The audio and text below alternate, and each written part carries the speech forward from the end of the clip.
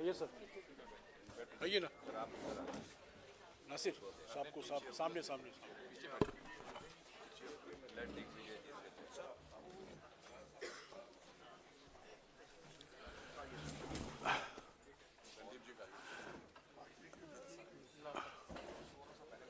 नमस्कार साथियों, आज हमारे बीच नेता प्रतिपक्ष राज्यसभा और कांग्रेस अध्यक्ष सम्मानित मल्लिकार्जुन खड़गे जी मौजूद हैं।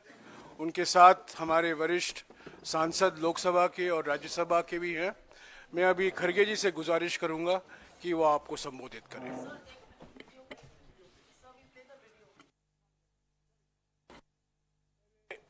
11 सेकंड का एक वीडियो देख लीजिएगा। हाँ, उसी संदर्भ में यह प्रेस कॉन्फ्रेंस हो रहा है। मैंने ये आपके लिए रखा है इन केस।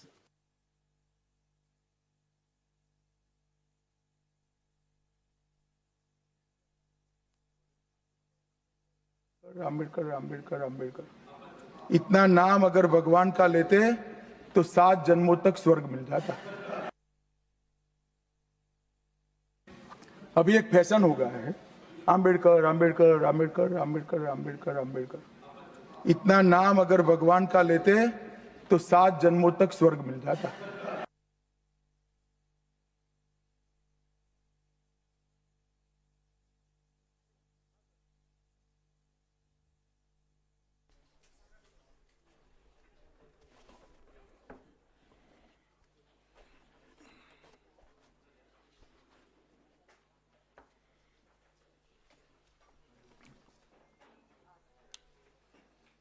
मंच पर बैठे हुए मेरे सभी साथियों और इस प्रेस कॉन्फ्रेंस में शामिल हुए सभी मेरे दोस्तों और पूरे प्रिंट मीडिया के भी और चैनल के भी जितने भी लोग यहाँ आए हैं, उन सब का मैं कांग्रेस पार्टी की ओर से स्वागत करता हूं और आप सभी को धन्यवाद भी देता हूं। आज हमने जो प्रेस कॉन्फ्रेंस बुलाई है, इसका मकसद ये है कि परसों से जो डिबेट संविधान के 75वें साल के जो एक उसका जर्नी बोलो, इतिहास बोलो, उसके बारे में एक डिबेट हो रही थी और डिबेट के समय सारे पक्ष के लोग अपने अपने मुद्दे रखे। संविधान के बारे में कोई अच्छा बोला, किसी ने उसको तोड़ मोड़ के और किसी ने तो अपने उसको एक टॉन्ट मारने के दृष्टि से भी बात किया गया। तो हम ये चाहते थे कि संविधान का जो ये संविधान के बारे में एक उसका उत्सव मना के सब देश के नौजवानों को समझाने का, जो आज़ादी के बाद पैदा हुए, जो हमारे यंग जनरेशन बाबा साहब के बारे में, नेहरू जी के बारे में, गांधी जी के बारे में, वल्लभ भाई पटेल के बारे में, अब्दुल कलाम आज़ाद के बारे में जो नहीं जानते थे और उस वक्त कॉन्स्टिट्यूंट असेंबली में क्या घटनाएं घटी और कैसे सभी मेंबर्स ने अपनी सलाह उसमें रखी, इसका एक चिंतन और मंथन हो जाए और सारे देश के जनता को, युवाओं को ये मालूम करने के लिए सब लोग बढ़ चढ़ के हिस्सा लिया। लेकिन कल हमारे अमित शाह जी एक बात उन्होंने कही जो बहुत ही एक कंडेमेबल है। ये दुर्भाग्य है हमारा देश का कि किसी भी एक दलित नायक को, व्यक्ति को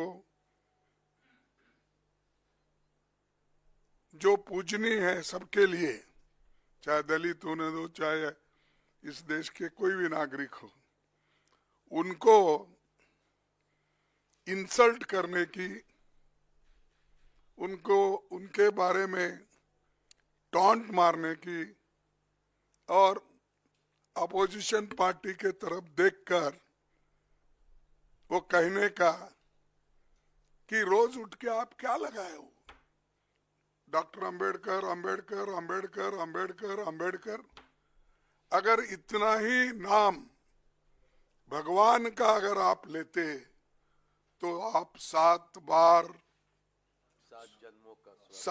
जन्मों का स्वर्ग उनको आपको प्राप्त होता था। मुझे ये मजबूरन कहना पड़ता है कि ये लोग संविधान को नहीं मानते। स्वर्ग और नर्क की जब बात करते हैं तो ये मनुस्मृति की बात करते हैं। इसमें ही लिखा है कि क्या क्या स्वर्ग है, क्या क्या कौन से जाति कहाँ जाएंगे, क्या पढ़े तो क्या हो जाएंगे। ये मानसिकता मोदी सरकार के कैबिनेट मिनिस्टर्स को और मोदी साहब को भी है, और उसी ढंग से उनके जो गुरु है, जो गोलवलकर गुरु जी या दूसरे जो भी है उनके फाउंडर्स, ये सब लोग, वो लोग भी यही बात बोलते थे। वो उनकी कोई गलती नहीं, जैसे स्कूल में पढ़ते हैं उस स्कूल का नियम उनको पालना पड़ता, उसीलिए उन्होंने ये पाला। बार बार ये भी कहते हैं कि हमने, कांग्रेस वालों ने इंसल्ट किया अंबेडकर का, तो मैं तो पार्लियामेंट में पूरा बोल दिया हूँ किस ढंग से वो कांग्रेस को नीचा दिखाने के लिए, नेहरू जी को नीचा दिखाने के लिए, गांधी फैमिली को नीचा दिखाने के लिए वो बात करते थे। वही बात उसी ढंग पे फिर कल भी उन्होंने किया। लेकिन मुझे ताज्जुब हुआ, जो व्यक्ति ऐसी बातें बोल रहा है और सारे देश में टीवी पे ये बातें लाइव चल रही है, उनको प्रधानमंत्री बुला के टोकने के बजाय, अरे भाई ये ठीक नहीं है, बाबा साहब के बारे में तो हम खूब तारीफ करें, बहुत सी बातें बोले, लेकिन आपने क्यों ऐसा बोला? जिस आइडियोलॉजी को डॉक्टर अंबेडकर नहीं मानते, स्वर्ग या नर्क की बात उन्होंने कभी कही नहीं, वो बातों को लेकर उनके होम मिनिस्टर बात करते हैं। तो मोदी साहब उनको डिफेंड करने के लिए अब 6 ट्वीट उन्होंने किया, 6-7 मुझे मालूम, 6 ट्वीट्स उन्होंने किया। क्या जरूरत थी? अगर आप बाबा साहब के बारे में अगर कोई गलत बोलता है, उसको अपने कैबिनेट से निकाल देना चाहिए था। ये नहीं चलेगा। लेकिन दोनों बड़े गहरे दोस्त हैं, एक दूसरे के पाप को सपोर्ट करते हैं, और इन्हों अगर कोई पाप किए तो वो सपोर्ट करते हैं, उन्हों अगर कोई पाप किए या गलत बोले तो मोदी साहब सपोर्ट करते हैं। तो इसीलिए मैं ये जानना चाहता हूं मोदी जी के ओर से, जो व्यक्ति और जिस संविधान की आप यहाँ पर जो चर्चा कर रहे हैं, इस ग्रंथ को पवित्र मानकर आप सबको कह रहे हैं, हालांकि ये संविधान उन्होंने कभी इसको सम्मान नहीं दिया। इसका तो बीच में मत बोलो, इसमें तो उन्होंने तैयार होते ही रामलीला मैदान में जलाया, और उसका हम जो देश के लिए झंडा बनाए थे, तिरंगा झंडा, उसको भी उन्होंने नकारा। और वो ये चाहते थे ये संविधान अपना नहीं है, ये संविधान सिर्फ जो मनु के लॉ है वो संविधान लाइन उस लाइन पे नहीं है, इसीलिए हम इसको मानते नहीं। इसीलिए नेहरू जी का फोटो जलाए, गांधी जी का जलाए, अंबेडकर जी का जलाए, सबकी फोटो जलाए, और तिरंगा झंडा को भी उन्होंने तिरस्कार किया। वही माइंड में है उनका। उसी लिए तो डॉक्टर बाबा साहब अंबेडकर के लिए उन्होंने ये बात की। अगर एक आदमी उनके लिए अगर उसके दिल में श्रद्धा होती, अगर उनके लिए स्वाभिमान अभिमान होता, तो ये बात कभी वो व्यक्ति बोलता नहीं था। तो इसीलिए हम चाहते हैं कि हमारे अमित शाह राजीनामा देना चाहिए, और मोदी जी को अगर थोड़ा सा भी बाबा साहब अंबेडकर के बारे में श्रद्धा है तो रात के 12 बजे के अंदर वो निकाल देना चाहिए, उनको ड्रॉप कर देना चाहिए, बर्खास्त कर देना चाहिए। तो हमारी डिमांड ये है कि जो व्यक्ति संविधान का शपथ लेके अंदर आता है, मिनिस्टर बनता है, मेंबर बनता है, अगर उस संविधान का अपमान करता है तो उसमें उसको कैबिनेट में रहने का कोई अधिकार नहीं है। उनको फौरन ड्रॉप करना चाहिए, बर्खास्त करना चाहिए, तभी इस देश के लोग शांत रहेंगे। नहीं तो हर जगह बाबा साहब के बारे में नारे लगाएंगे, उनके लिए जान देने के लिए भी लोग तैयार हैं। ऐसा नहीं कि कोई मिलेगा नहीं, लेकिन आज के हमारे जितने भी सुशिक्षित भी है, अनपढ़ लोग भी हैं, बहुत लोग भी हैं जो बाबा साहब अंबेडकर के अभिमानी है।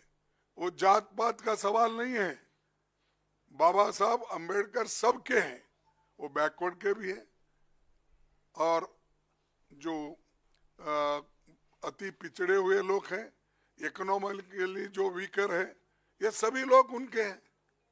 कभी उन्होंने जात पात पर बात नहीं की, इसलिए क्योंकि वो चाहते थे जो शोषित वर्ग है, जो दलित है, जो बहुत ही कुचला गया है, उसके बारे में बात करते थे।